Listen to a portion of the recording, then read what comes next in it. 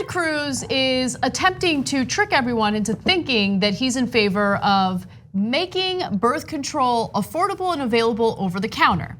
And this was clear in his response to a tweet that came from AOC. Now, this all started with AOC tweeting, birth control should be over the counter, pass it on. Now, she followed that up with a subsequent tweet that said it should be free too, like in the UK. Now, when it came to the first tweet, Ted Cruz responded to it and said, I agree, perhaps in addition to the legislation we are already working on together to ban members of Congress from becoming lobbyists, we can team up here as well. A simple, clean bill making birth control available over the counter, interested?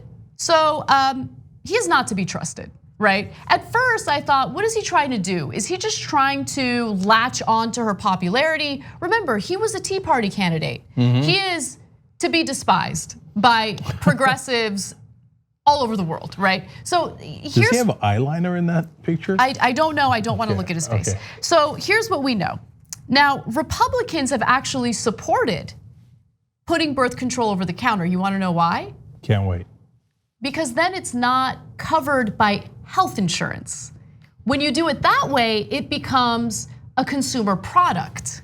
And so if you're not able to afford it, then you're not able to afford it. It's not covered by health insurance because it's now a consumer product. This is actually something that Republicans have been trying to do behind the scenes in a very tricky way since the Affordable Care Act made birth control free.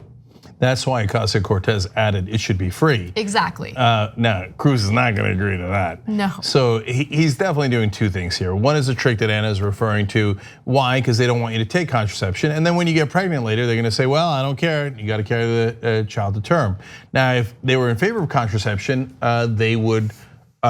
you would have less abortions in the country. Theoretically, that should make them happy, but they're like, no, we're religious fundamentalists. And being the American Taliban that we are, even though 99% of American women use birth control, we don't want them to. And we want them to listen to the 1%, which actually in the case of the Republicans kind of makes sense. The 1% of theological mullahs that we have in this country, and the 1% that are the richest people in the country. Either way, that's who Ted Cruz serves. So, and then the second part of it is, yeah, he's thirsty. So whenever Ocasio-Cortez is doing something, people pay attention. So he's like, oh, me too, me too, me too, me too. Now, look, that being said, if he comes and agrees with us, I always take yes for an answer. So I can't stand Ted Cruz. I think that's abundantly clear.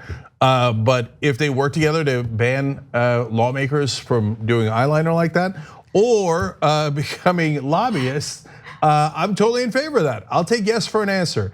If he wants us to go in his direction and say, now remember how terrible contraception is, so we shouldn't make it free, then no deal. Just proceed with caution. And finally, I just want to note that there is an effort by Democrats in Congress to do the right thing when it comes to contraception. Very curious to see if Ted Cruz signs on to this. I would probably guess no.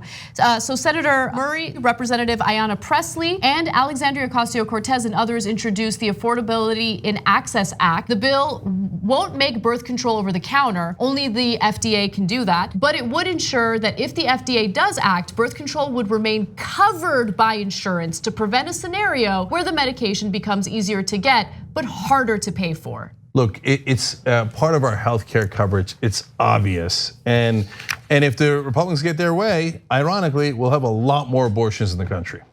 And one other thing, you know why it's part of healthcare coverage and why Obama wanted to include it in the Affordable Care Act? Because, and the number might have increased since, but back then, the federal government was spending $11 billion a year on unexpected pregnancies. And so it's part of keeping the costs of healthcare down, offering free birth control to ensure that people can take control of their bodies and not get pregnant if they don't want to. Now, I've got one more thing because I love to quote the Bible. So do you know why religious zealots like Ted Cruz think you shouldn't do birth control? Is it because it said that, talked about birth control pills in the Bible? Obviously not. Did it talk about condoms? Obviously not. No, there was one passage, and that's about how you shouldn't spill your seed. That's the same passage they used to justify being against masturbation. Good luck with that. Okay, the only thing less popular than trying to ban contraception. Anyway, it's because Onan was having sex with his brother's wife, as God commanded. His brother had died, and God said, you must have sex with your dead brother's wife. Curious choice. Giggity. Okay, but Onan actually felt guilty, so he pulled out. And so this is in the Bible. You can't say I'm saying something dirty, it's in the Bible. Do they teach this in Sunday school? Okay, well, they teach you not to be an onanist, okay? So he pulled out and his seed spilled on the ground, and God was super angry. He's like, I told you to have sex with your brother's wife and make sure you get her pregnant. Why did God want that? What was the point? So back in the day, they had these ancient traditions about how if your brother dies, you have to take his family and, in a sense, protect them. But at the same time, protection was partly having sex with his ex-wife. He didn't need to do that to protect her, right?